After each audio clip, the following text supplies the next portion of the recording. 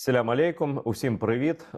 Усім, хто дивиться телеканал АТР як на тимчасово окупованій території Криму, так і по всій Україні, а також в інших країнах світу. У нас дуже багато глядачів абсолютно в різних місцях.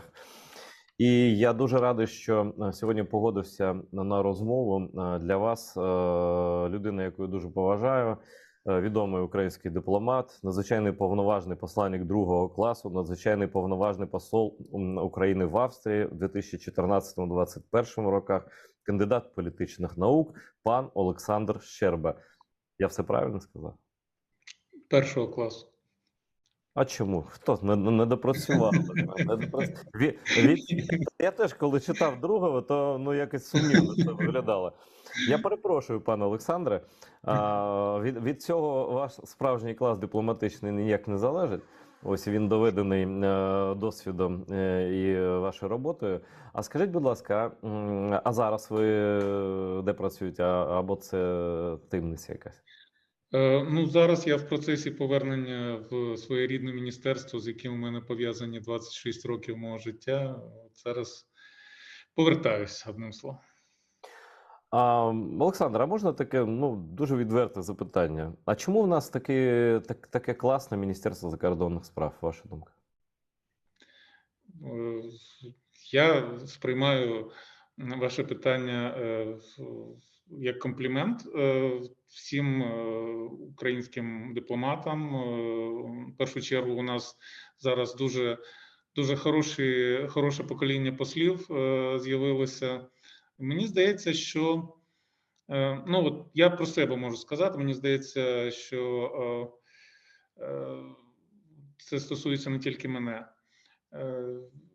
Ми росли, ми прийшли в дипломатію, мені було 24 роки, зараз мені 52, тобто життя проведено саме в цій системі. Ми бачили багато того, що погано в українській дипломатії, бачили багато недоліків, бачили багато помилок, які робились. І для мене було дуже важливо, зробити посольство, це от такі 11 соток землі в Австрії, які є українською землею, зробити, щоб ці 11 чи скільки там 30 соток були ідеальними, щоб там не було корупції, не було бюрократії, не було цього начальницького самодурства. І мені здається, в чомусь мені це вдалося, ці 6,5 років, які там провів. І я бачу це бажання реалізувати все те, що в нас накопилося за ці роки, поки ми дивилися і примірювали цю посаду на себе. Думали, тут треба повчитися, тут ми б робили інакше. І от зараз це покоління прийшло, і мені здається, це на користь українській дипломатії. Це не просто на користь. Причому, знаєте, це мої спостереження ззовні. Хто б не був міністром, команда працює. І в абсолютно така солідарність у вас. Може там всередині щось і є, в будь-якому колективі. Але загалом це виглядає як дуже послідовна позиція міжнародна. І різні міністри були, я майже всіх знав з 2014 року, і посли, і всі вони працюють на одне, і там жодний зради. Тобто, я пам'ятаю, як деякі люди там намагалися пришити зраду в МЗС, хоч в чомусь. Я завжди казав, послухайте, почекайте хоча б хвилин 5, немає там жодної зради. І правда, жодної зради не було. Ніколи. Ось, давайте так. У кожного мого гостя свій погляд на те, що відбувається, на той стан подій, і на стан зовнішньополітичний, на стан війни. Давайте так коротенько, але яку завгодно, пане Олександре, таку доповідь, огляд, точніше, міжнародного стану, воєнного стану, дипломатичного стану, в якому ми зараз знаходимося, бо ж ми чуємо звідусіль то про перемовини, то не про перемовини, то абсолютно різні дані з різних джерел, зі ЗМІ західних, із наших. Якось вам бачиться ситуація станом на зараз? Мені здається, в цих розмовах про перемовини ж нема нічого нового. Вони не припиняються практично з початку війни. Наші західні партнери з одного боку нас підтримують, з іншого боку, якби ми вже на другий, третій день війни пішли на якийсь компроміс, на якісь поступки Путіну, то в принципі вони б не заперечували. І зараз вони не заперечують. В принципі, якби для них було б добре, якби війна скінчилася, напруження на світову економіку трошки спало б. Затрати на підтримку України були б трошки меншими. Це нормальна реакція людей, які мислять в першу чергу своїми шкурними інтересами, а вже потім інтересами своєї країни, а потім вже інтересами інших країн світу. Але треба розуміти, що зараз та ситуація в світовій політиці, коли є головна політична сила в Європі, а можливо і в світі, називається ВСУ – український солдат. І якщо український солдат є зараз в водійському кріслі історії, а всі решта, якими важливими президенти, прем'єри, канцлери, вони всі в пасажирському. Тому якщо український солдат іде вперед, то якими б не були шкурні інтереси там Франції, Німеччини, Сполучених Штатів, ніхто не посміє його зупинити, оскільки його війна, його справа, його жертва, вона абсолютно зрозуміла, священна і не підлягає жодному сумніву. Тому, да, от вони натякають. Зараз така ситуація складається на фронті, що спадає на думку багатьом політикам в Європі. Мабуть, зараз почнеться якась пауза. Українці візьмуть Херсон, росіяни не можуть ніде просунутись, українці накопичують сили, займуться, значить, правобережжям. Виникне пауза, а з паузи, мабуть, виникнуть переговори, а з переговорів може виникнути перемир'я, а з перемир'я може виникне який на який, а все ж таки мир. Така в них задня мисль, то що називається. Але якщо не буде цієї паузи, якщо після Херсону українська армія знов здивує нас і світ своїм героїзмом і своїми перемогами, то, повірте мені, всі розмови про якісь там перемовини, по-перше, затихнуть. По-друге, я, чесно кажучи, не дуже лякаюсь цих розмов, тому що, а чому б не припиняючи воєнні дії, не послати якого-небудь заступника міністра чи міністра, краще заступника міністра, вести перемовини з заступником міністра Росії про порядок виводу російських військ з території України. В принципі, тобто цю гру намагався грати Путін на початку війни, коли вів якісь переговори, такі собі в кавичках переговори. А зараз ми можемо вести переговори. В принципі, це наша справа, наскільки серйозні, глибокі і жорсткі будуть наші вимоги за столом переговорів. Тому слова цього лякатися не треба. І головне, я ж кажу, зараз не від вас, не від мене, ні від президента Сполучених Штатів, не від результатів виборів до Конгресу, які я, як колишній американіст, просто спостерігаю як зачарований, чесно кажучи, за цими виборами, не залежить так багато, як залежить від українського солдата.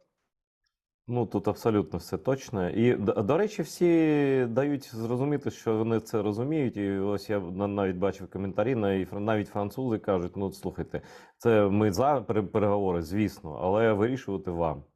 Тобто весь світ, притомний світ, скажімо так, ми не казатимемо там про ідіотів якихось. Всі ж все зрозуміли щодо Росії. І зрозуміло, що якщо вони там намагаються, або там, пропонують якісь там перемир'я, це вони ж просто для того, щоб паузу зробити. Тобто ніхто не повірить у те, що вони дійсно зупинилися. Якби вони вивели війська всі, і те б було не гарантією, так навіть із Криму, і те було б не гарантією миру там на майбутні роки. А так, ну звісно, це немає віри жодної. А те, що ви спеціаліст зі Сполучених Штатів, це дає мені шанс. Ну, звісно, це не один день підрахунок голосів. Це протягом декількох днів. Ми ще не будемо знати остаточні результати. При тому, що там і голосування поштою, там багато чого. І коли я там чув про екзит-поли, ось такі результати, я кажу, стоп, та там десь 30, здається, по різних там штатах проголосували, які екзит-поли, якщо частина просто не враховується в таку, ну, якщо ми так рахуємо. Але я не буду нічого вигадувати, бо якщо ви в курсі, якщо ви спостерігаєте за процесом, ну, може без конкретних цифр там і конкретних дат, коли це закінчиться, які враження? І чи дійсно там, я ж бачив ці лікалки російські, які просувають, до речі, в Україні залишки агентури медійної, так? Ось, ну, ті самі люди, які за там 3 дні до війни писали, що Байден просто лякає, що він хоче виграти оці вибори, війни не буде, тощо. Зараз, як би сказати, всі карти на столі, і ваша аналітика буде дуже доречна. Ну, всі ті люди, які я теж бачив в російських телеграм-каналах, на телебаченні, потирали свої маленькі ручонки, очікуючи цієї так званої червоної хвилі. Червона – це колір республіканський, а саме в першу чергу хвилі трампістів, які зайдуть в Конгрес і все поміняють на користь Росії. Сьогодні, в принципі, сьогодні, завтра, ближчі дні для них буде дуже багато розчарувань. Багато розчарувань, тому що ми бачимо, що, по-перше, всі соціологічні опитування, які давали неймовірну фору республіканцям, вони всі виявились, ну, сіли в калюжу, то що називається соціологи. Дуже багато кандидатів, яких підтримав Трамп, явно вже не пройшли або явно не проходять. Республіканці, яких Трамп не підтримував, наприклад, як губернатор Джорджії, навпаки, пройшли впевнено, переконливо перемогли, але всупереч Трампу. Тому перший головний висновок з цих виборів, головна людина, яка програла, це Трамп і трампізм. Я дивлюся американське телебачення, і, в принципі, навіть Fox News вже починає говорити про те, давайте прощатися з цим Трампом. Невже так? Так, це неймовірно. От те, що зараз відбувається, тобто він програв президентство, він програв Сенат і Палату представників у 2020 році. Він є винуватцем того, що ці проміжні вибори принесуть найменші здобутки опозиційній партії в новітній історії. Скажем, Обама втратив на проміжних своїх виборах 63 місця в Палаті представників і, звичайно, втратив більшість. Трамп втратив там щось близько 40. Буш молодший теж втратив багато. Зараз виглядає так, що Байден втратить, втратить десь 9 місць, і більшість республіканців в Палаті представників буде 1-2 місця, мінімально. Ну, А Сенат як? скоріше за все, залишиться з мінімальною більшістю демократів. Ну, Сенат, там же перевага у посаді віце-президента. Це така система. Ні, вони зараз ще не виключено. Зараз всі дивляться на Неваду. Я думаю, що в п'ятницю буде остаточно, значить, результат в Неваді, оскільки там багато голосування по пошті. І якщо в Неваді нинішня демократ-сенаторка зберігає своє місце, то в результаті велика вірогідність, що після грудня місяця, після до виборів в Джорджії, буде навіть на одне місце більше, ніж зараз, тобто буде 51-49, не 50 на 50. Ну, на я користь думаю, що демократів. це моя, по-перше, соціологія проміжних виборів, вона завжди дуже така неточна. Тому що це ж мажоритарка, це по штатах, це залежить не лише від партійної належності, а від того, що за людина. І там, прогнозувати це дуже невдячна справа.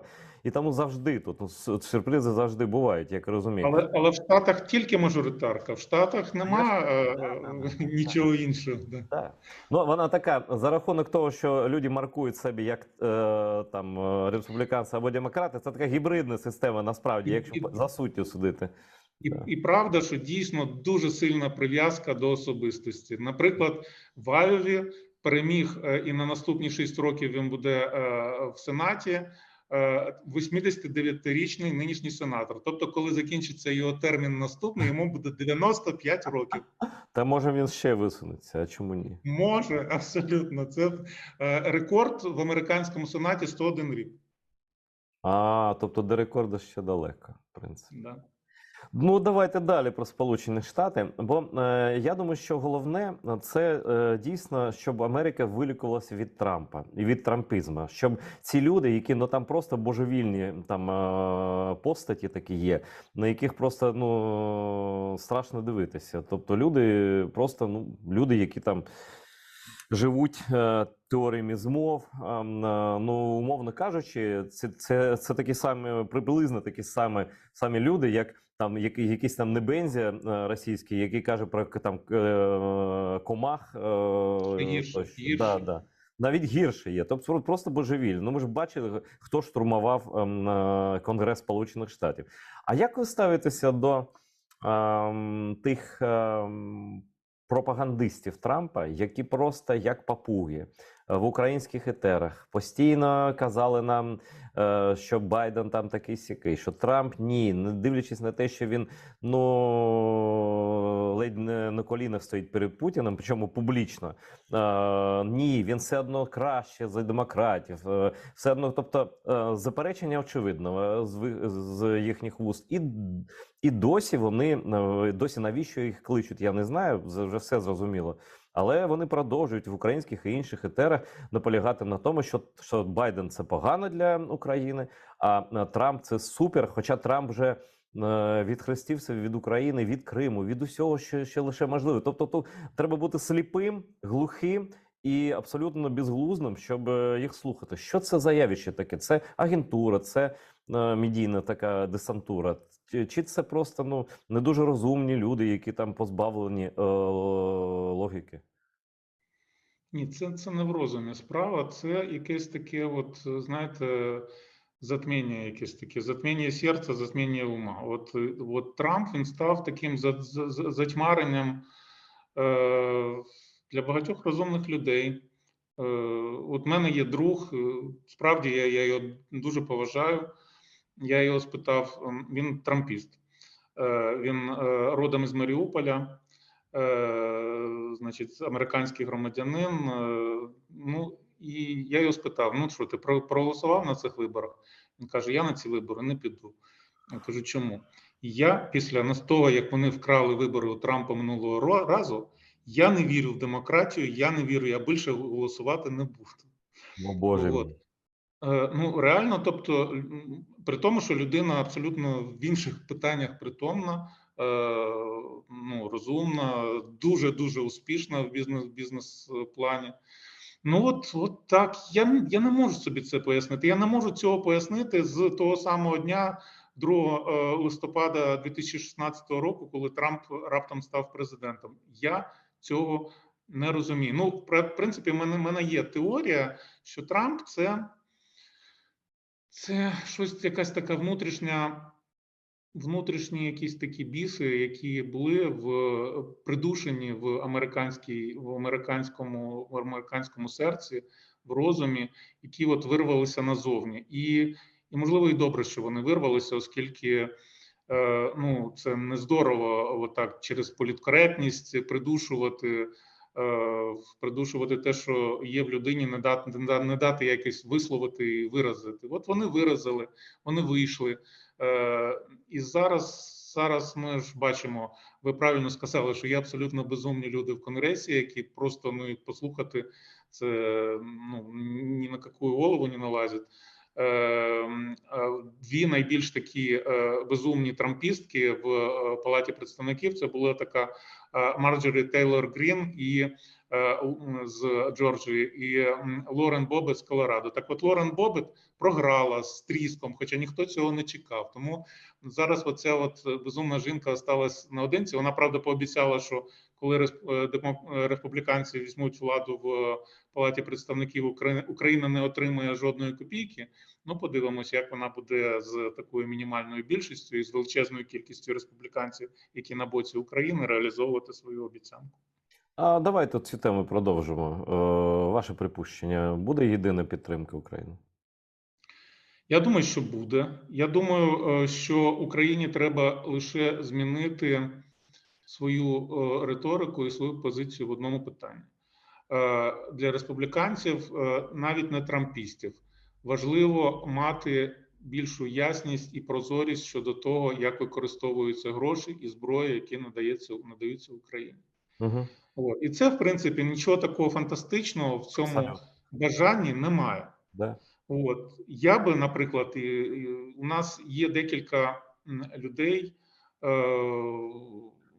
які користуються повагою і в Україні, і в Сполучених Штатах з прекрасною англійською мовою, українці, які можуть виконувати роль, наприклад, президентського уповноваженого з питань використання американської допомоги. І якщо у американців якісь є питання, звертайтесь, от просто вивести і показати, от це ця людина. Вона притомна, розумна, з ясними очима, з хорошою репутацією. Вона тримає це питання під контролем. Ви хочете, американці, призначте свого уповноваженого, і ми будемо разом забезпечувати. Хоча, в принципі, головний доказ того, що зброя використовується за призначенням, це величезні цифри втрат Росії на полі бою. От так я думаю, що це, в принципі, так воно і буде. Ну, я думаю, що і президент, і головнокомандуючі, всі люди, ну, напевно, є якісь там корупціонери, там, які хочуть там нагріти руки, але, ну, переважно більшість людей в керівництві країни, відповідальних людей, які відповідають свою репутацію, там, ну, вони розуміють, що нехай всі приїжджають сюди всім конгресом і слідкують за цією зброєю. Я думаю, що повна прозорість. І про Трампа. Головне, як на мене, не те, що зараз ці проміжні вибори, тим більше, що результати їх такі контроверсійні будуть там, які б не були, в принципі. Але фігура Трампа, він же відкрито вже днями наголосив на тому, що він буде висуватися на наступних виборах президента. Ну, за традицією так не робив ніхто з президентів Сполучених Штатів за всі ці 200, з більше ніж 200 років, здається. Тобто через термін перестрибнувши. Але він намагається це зробити. Одночасно, ви згадали, здається, губернатора Джорджії, може хтось ще є з притомних республіканців, які повернуть нарешті репутацію партії Лінкольна, партії Рейгана, партії Маккейна, ну, повернуть репутацію просто їй, бо репутація Трампа, це просто, я не знаю, це шкодить і не в першу чергу, но республіканській партії шкодить точно. Які ваші думки, чи вдасться йому за 2 роки висунутися від партії і перемогти? Ну, по-перше, він ще не сказав, що він відсовується. Він сказав, що 15 листопада він зробить велику заяву. І всі подумали, що, значить, він зробить саме заяву. І, скоріш за все, це і малося на увазі. Але в світлі, ну, тієї критики, яка зараз лунає з лав республіканців на адресу Трампа, ну, зрозуміло, що, в принципі, його нічия критика ніколи не цікавила. От, його цікавить тільки він сам. Але навіть якщо він висунеться, можливо, навіть для Байдена це був би і плюс, тому що ну зараз Трамп перетворився на, от як щойно сказали по CNN, якір, який не дає плисти республіканському кораблю. Хто може йому скласти конкуренцію після цих виборів, вже очевидно. Це губернатор Флориди ДеСантіс. Надзвичайно популярний, надзвичайно харизматичний, надзвичайно консервативний республіканець, антикомуністичний. Тобто там в Флориді ти не переможеш, якщо ти не є антикомуністом і тебе не підтримує величезна кубинська емігрантська Тут фактор Куба, фактор Фіделя Кастро ще, да. Так. Тому ДеСантіс це було б рішення позитивне, мені здається, для всіх, і в першу чергу для республіканців. А Байден же сказав уже відкрито, він мені дуже подобається. Він дуже публічно все каже, відверто. Він сказав, так, я балотуватимуся. Наступний це якраз більш типово для президента, який перебуває при владі, намагається переобратися так заздалегідь, особливо перед виборами, тобто перед проміжними виборами, важливо мати ясність. І він цю ясність вніс. Хоча багато демократів запитують себе, чи не застарий він, чи не буде якихось ляпів. Він періодично може щось не те сказати, може там переплутати якусь країну, чи якісь прізвища, чи зробити щось, чи зашпоркнутися, як люди в його віці роблять. Тим не менше, мені здається, ці проміжні вибори, вони показали, що навіть дуже незадоволений електорат, в принципі, вважається, що ці проміжні вибори це вердикт президенту, який перебуває при владі. І якщо це так, то це позитивний вердикт для Байдена і добрі шанси для нього на 24-й рік. А він може висуватися без праймеріс, чи як? Чи праймеріс будуть демократичні? Ні, якщо він висунеться, то я не думаю. Тобто, можливо, хтось захоче з партії демократів кинути виклик. Таке теоретично можливо, але воно не практикується. В принципі, якщо інкамбент, президент, який перебуває при владі, знову висувається, то він іде без праймеріс. Так, це в Америці багато що базується на традиціях. Це така британська, зрештою, система. Ось таке питання, може і дивно прозвучить. Ось ви згадали, пане Олександре, про антикомунізм. Антикомунізм дуже класна штука, але колись він зіграв дурний жарт з паном Рейганом. Що я маю на увазі? Я маю на увазі те, що коли Радянський Союз був уже майже зруйнований, і, багатопартійна система там Горбі заснував і таке інше, Рейган і його оточення, і інші люди в Америці подумали, що питання вирішено Росії. Якщо немає комунізму, вони ж нормальні люди, то якби без комунізму, то все буде демократична країна, залишаємо зброю, навіть Україну просимо віддати, і все буде нормально. Вони просто не читали Степана Бандеру, який був убитий трохи раніше набагато, який писав, що політика Росії, як внутрішня, так і зовнішня, не залежить від політичного, від устрою, я не знаю, українською забув це слово. Ось чи розуміє американська система політична, що це не комунізм винний в тому, і не політична система, а стан російського суспільства як імперіалістичного, як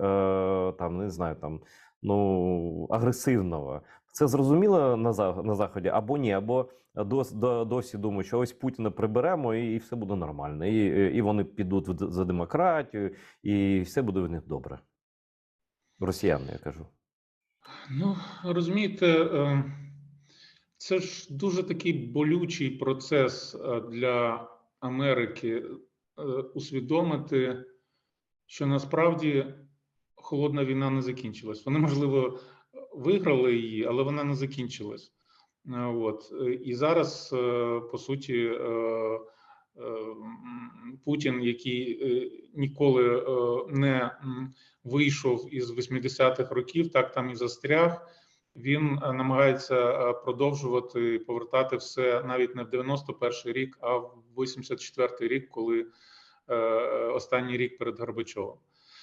От, я іноді жартую, що це просто спроба Путіна і його друзів відкрутити годинник в ті часи, коли вони були молоді і щасливі. От, тому це дуже такий повільний процес. Слава Богу, що вони вже зрозуміли, що Росія ворог. Ворог глобальний, ворог, з яким треба рахуватися. Бо ще донедавна вони вважали Росію колишнім ворогом, переможеним ворогом, ворогом, на якого можна не зважати. Зараз цього вже нема. Чи вони розуміють всю глибину цієї темряви, яка цього згустку темряви, на яку перетворилася зараз Росія, а можливо і до певної міри завжди була якимось таким згустком темряви? Ні, мабуть, не розуміють. Багато людей, скажімо так, в ліберальному Заході, вони взагалі, розумієте, не звикли бачити в комусь ворога. Для західного ліберала ворог – це недолюблений, недослуханий, недозрозумілий друг. І якщо в тебе з'явився ворог, то просто це твоя провина. Це ти маєш його обійняти. От те, що ми спостерігали багато ці 20 років, ці каравани цих от делегацій, які їздили, простягали руку. Оце це їхній спосіб, як вони от вирішують цю проблему. Причому, Олександре, так було і Буш молодший зазирав в очі, і Обама перезагружався. І це вже, ну, коли ця хвороба вже пройде, коли тверезим оком вони подивляться на це і скажуть, так, давайте відокремимо одне від іншого. Якщо людина суспільства терористичного складу, то просто ставлення до терористів, я думаю, в Америці інше. Просто їм треба, зрештою, визначитися для себе, чи вважають вони Росію офіційно, формально або неформально терористичною державою, чи терористичною владою, там, не знаю. Ну, розумієте, це не в звичках західного світу об'являти націю якоюсь апріорі там корумпованою, поганою, злобною, терористичною. Одна справа об'явити якби путінський режим якби терористом, а інша справа дивитись на російську націю як на проблему. От. Тому як тільки не буде Путін, я навіть не так скажу, я скажу так, як тільки закінчиться війна, навіть якщо Путін залишиться при владі, навіть якщо Росія сильно не зміниться, оця західна звичка простягати руку дружби і шукати мир через торгівлю, мир через діалог, вона поступово почне повертатися. От. Інша справа, що, мені здається, Путіну все ж таки не так багато залишилось, і в силу його віку, і в силу того, що він програє цю війну. Тому я не думаю, що це путінський режим і сам Путін на чолі держави – це справа ще там на 10-20 років. От, але, звичайно, поки він ще при владі, і поки його наступники будуть при владі, цього поки що не розуміють, мабуть, американці і багато хто в Європі, вони ще накоять багато зла. Для них надто сильно все зосереджено саме на фігурі Путіна. Ну, це помилка, 100%. І є дві помилкових теорії, як на мене. Я хочу подискутувати трохи з вами. ось те, що ви сказали, це політичний романтизм, тобто віра в людину, в прагнення народів усіх абсолютно на свободи, тощо, да, так не всі народи прагнуть свободи, на жаль, і не більшість, не всіх народів дозріли до цього. І ну, це просто вони всіх з собою порівнюють і думають, що просто там Путін всіх у в'язниці тримає, хоча Путін і кордони відкриті. І інтернет відкритий майже, все вони бачать, і добровільно йдуть убивати, насолоджуються всією нацією кадрами страждань українців там тощо. Так? Тобто це абсолютно терористичний підхід, абсолютно аналогічний Аль-Каїді або там ІГІЛу, чомусь досі не бачить. Але я думаю, що Путін ще знайде способи, на жаль, переконати ні Путін, не лише Путін. А інша крайність, ще про що ви згадували раніше, це реалполітик. Коли намагаються домовлятися зі злом, ну тобто не помічати, не звертати уваги. Путін же відкрито погрожував, та я не пам'ятаю з якого року, що кордонів у Росії немає, що ми там застосуємо те. А його такі, ну типу дурень, да, але ж нафта дешева, газу багато, нічого він не зробить, він просто так для своїх, риторика, все таке. Да? Тобто реалполітик, зрештою, завжди призводить до війн. Ну так просто, я не знаю інших. Ну, може, там на якоїсь короткої дистанції це може спрацювати там, да, з якимось там диктатором, да? Але якщо планувати там на 5, 10 років, 20 на майбутнє, це завжди вибухає. Ось як світ, політикум там міжнародний, може позбавитися цих просто шкідливих звичок, на вашу думку? Що для цього має відбутися? Ну, це вже відбувається, і відбувається завдяки Україні, яка розбудила совість, яка розбудила розум світу, яка реально показала, що реалполітик, оці от шахер-махери закулісні, це іноді в бізнесі воно може і нормально спрацьовує, але коли мова йде про, я не знаю, про свободу, про гідність людини, про розвиток людства, врешті-решт, то віддавати це на відкуп такому колективному Кісінджеру, ну це найбільша помилка. От, це з одного боку. З іншого боку, оцей, от, як ви сказали, романтизм ліберальний. Ви знаєте, це ж прекрасна ідеологія, це прекрасне ставлення, це звичка не бачити в ближньому своєму ворога, звичка бачити добре в своєму ближньому. І, мабуть, в кожній людині, в кожній нації є щось добре, і апелювати саме до цього, і вірити в те, що, в принципі, це суть, різниця між демократією і тиранією в тому, що демократія вірить в добре людині, а тиранія вірить в погане. Тому демократія якби дає людині свободу, а тиранія забирає цю свободу, оскільки вважає, що людина використає її на зло. Але оцей от романтизм – це прекрасна, чудова, я це називаю атеїстичне християнство, чудова ідеологія для 21-го сторіччя. Проблема в тому, що не для всіх 21-го сторіччя настало. Абсолютно точне порівняння. От і все.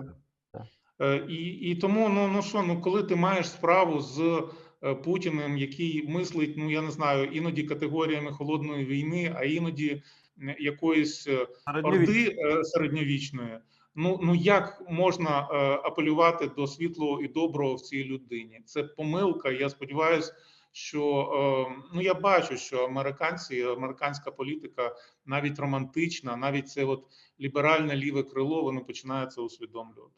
Ну да, просто час і жертви. В принципі, тобто, щоб вести діалог з кимось, та з народом, там з суспільством або з лідером суспільства, треба визначитися. Це Усама Бін Ладен, ну грубо кажучи, який неспроможний і нездатний, і ІГІЛ, да, ніхто ж не намагався перемовини вести з ІГІЛом, так? Або це людина, з якою можна, тобто звірей від людей відокремити, а потім з людьми працювати. Добре.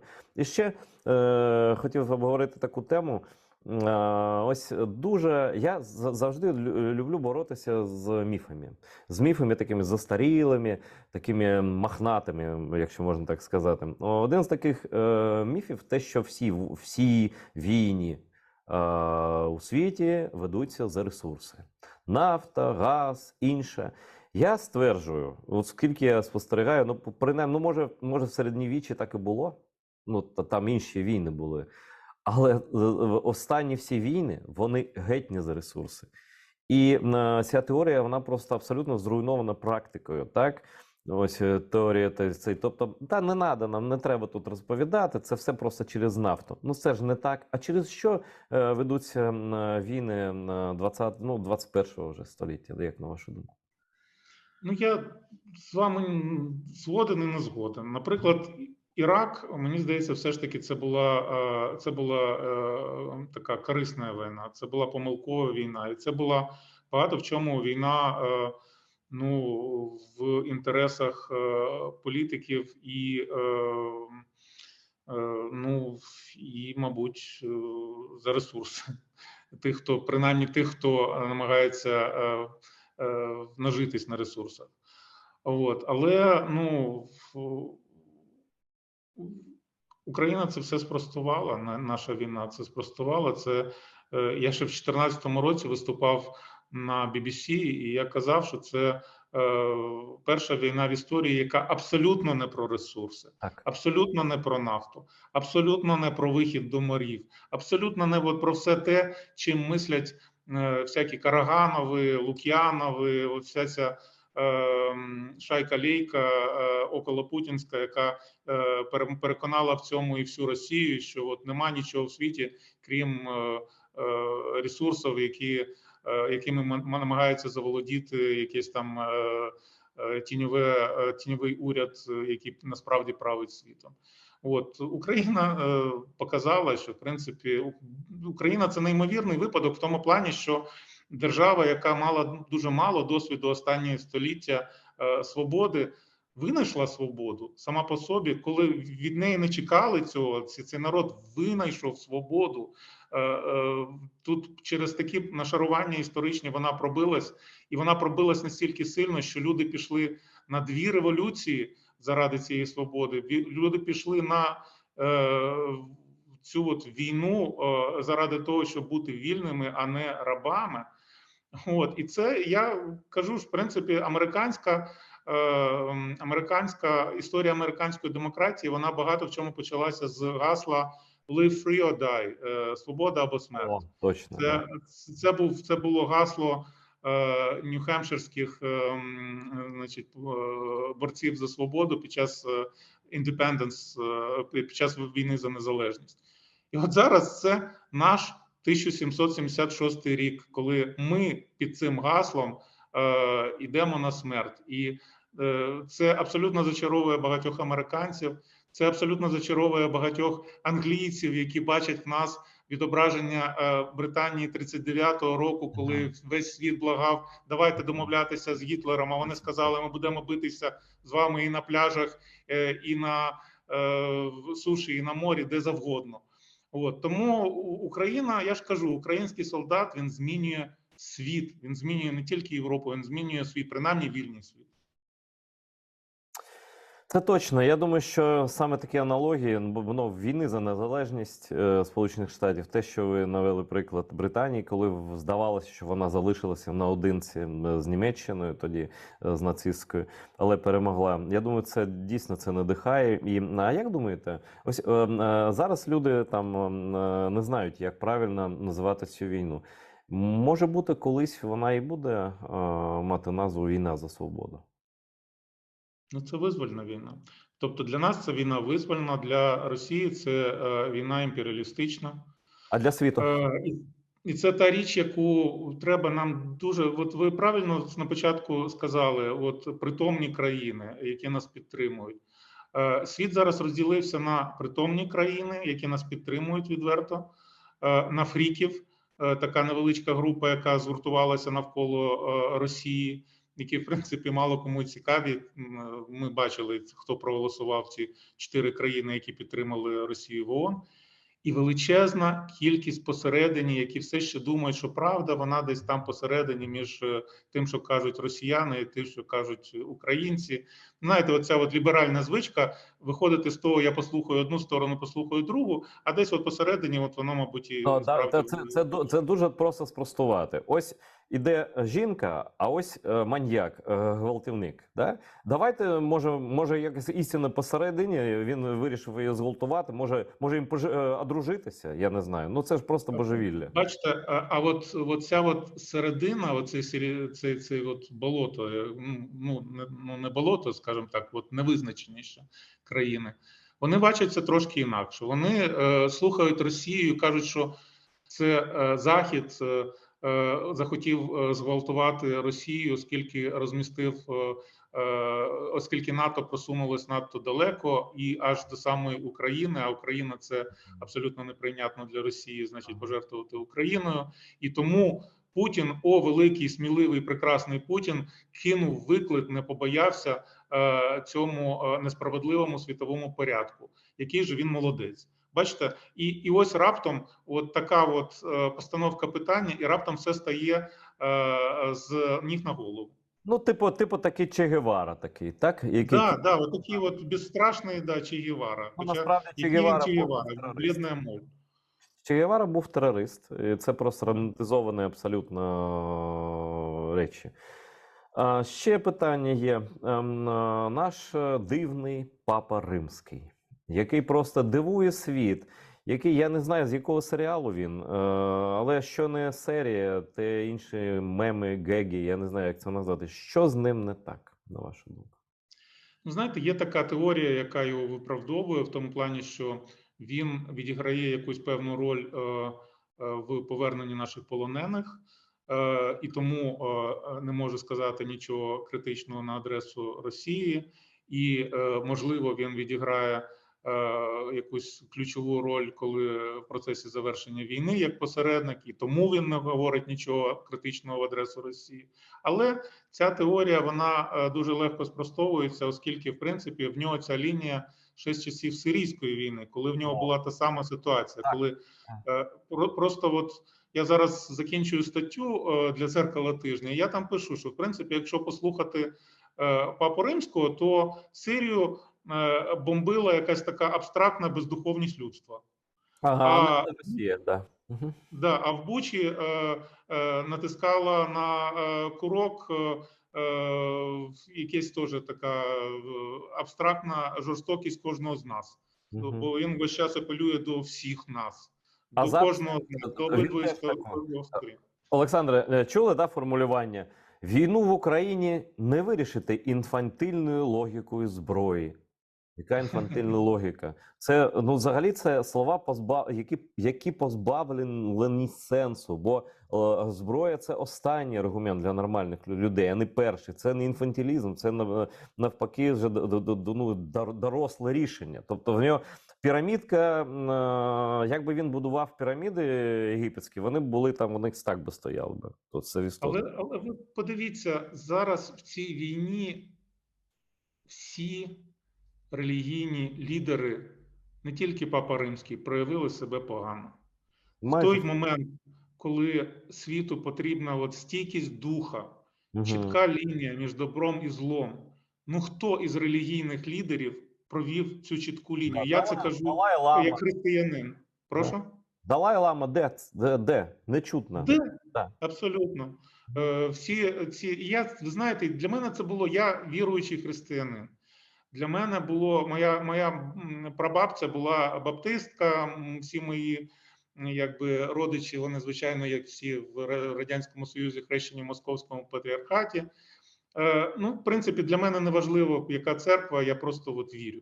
І для мене було дивно, коли я приїхав в Австрію і почав ходити до релігійних лідерів і казати, розповідати про цю історію українських християн-євангелістів, яких розстріляли, замучили в Слов'янську в червні 2014 року. І весь християнський світ, включно з євангельськими церквами, їх просто не помітив.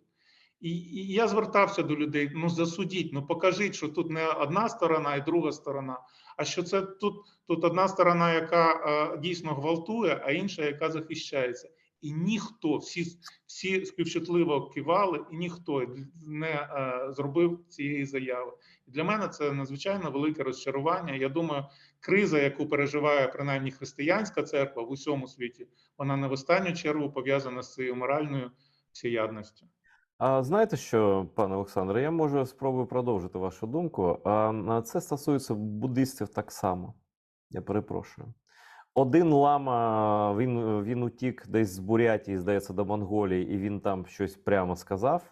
Я більше нічого не чув. Ну, в Росії католицький єпіскоп сидить під літерою Z разом з Путіним. Тобто, чому дивуватися папі?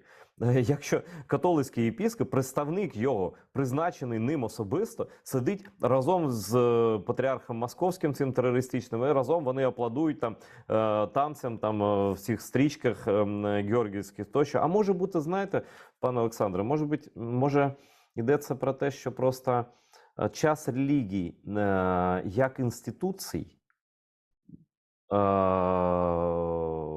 вже проходить.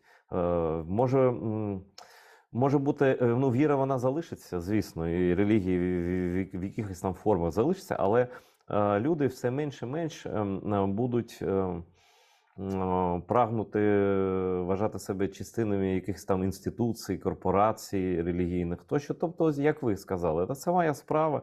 Ну, я можу дослухатися до там якихось там ієрархів, а можу і не дослухатися. Як система така корпоративна, церква будь-яка, вона потрохи природним чином руйнується.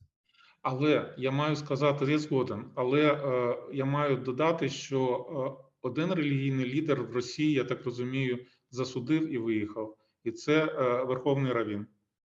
Ну, це правда. Я просто трохи більше знаю про нього там через своїх друзів, яких раніше звідти вони були примушені поїхати. А той Раввін, він чекав і переконали цього Раввіна. Він дійсно вчинив добре, але переконали лише 24 лютого. До того все було більш-менш. Ні, звичайно. 24 лютого – це такий водорозділ, 100%. Ну, для порядної людини водорозділ перейшов трохи раніше, я думаю, все ж таки. І дуже коротко хочу запитати, 4-3 хвилини в нас. Китай не можу не запитати, бо що тільки я не чув. За 6 місяців Китай нападе на Тайвань. Правда, це означає війну зі Сполученими Штатами, бо там договор він не передбачає трактувань. І Байден підтвердив, так? То інше, то Китай встане на бік Росії. А що робитиме Китай, на вашу думку, як досвідчена людина? Ось вам я довіряю більше, ніж іншим. Знаєте, я вважаю, що велика помилка ставити Китай і Росію, якби кидати, як американці кажуть, в одне відро. Є величезна принципова різниця, багато принципових різниць між цими двома націями і країнами. Але в даному контексті найважливіше це те, що Китай – це успішна країна, а Росія – це неуспішна країна. І Китай став успішним багато в чому завдяки Заходу і спільно з Заходом. Тому, якщо Росія хоче руйнувати нинішній світовий порядок, то Китай не зацікавлений в його руйнації. Китай зацікавлений в певній корекції, скажімо так. І виходячи з цього, це дуже видно добре по ситуації навколо цієї війни. З одного боку, він не зупиняє Росію, яка послабляє, на його думку, Сполучені Штати, кидає Сполученим Штатам виклик, а з іншого боку, не стає на бік Росії, оскільки Росія – це лузер, ставати на бік лузера – це просто абсолютно безглуздо. Тобто вони не встануть на бік Росії? Я не бачу. Тобто в Китаї серйозні економічні проблеми, в Китаї є внутрішньополітичні проблеми. Навіщо їм поглиблювати їх ще більше за рахунок участі у війні? А ось чому, це точно останнє запитання, чому невже Китай не розуміє, що Росія своєю поведінкою, так можна, якщо можна так назвати тероризм, на державному рівні, вона насправді шкодить Китаю, бо все менше довіри до Китаю, тренд на відмову від співпраці технологічної, і це б'є по Китаю в першу чергу, не по Росії. Тобто Китай, коли там за замовченням погодився з цією агресією, так? А зараз Захід дивиться вже на все це і каже, що це з тоталітарними режимами, а Китай тоталітарна країна, не треба мати справ. Це небезпечно для нас. Будемо перебудовувати світ. Невже вони не розуміють цього? Ну, визначально ж планувалося, що Росія переможе Україну за 15 днів. От і в тій реальності, яка б тоді виникла, така от лінія китайського керівництва була б правильною і якби абсолютно як в руслі їхніх інтересів. А вони хочуть, звичайно, двохполярний світ: Китай, Сполучені Штати. Але зараз, в міру того, як очевидно, що Росія програє цю війну, то і Китай, ви бачите, дуже глухо підтримує, взагалі не підтримує Росію в цій війні, я б сказав. Тобто дуже так оптично висловлюється, і явно, з моєї точки зору, він був би радий, якби Путін так чи інакше заглох і перестав би робити те, що він зараз робить. Не встигли Ірану говорити, але завжди не вистачає часу. Дуже дякую вам, пане Олександре. Дуже завжди цікаво. І ще будемо до вас звертатися, бо аналіз абсолютно вичерпний, як на мене, і я провів цю годину абсолютно непомітно для себе. Дякую вам. Дякую вам. А я дякую глядачам телеканалу АТR за увагу, за те, що вважаєте, що саме на нашому каналі найсерйозніша аналітика, і це наші гості, це цьому абсолютно підтвердження. Дивіться АТR далі.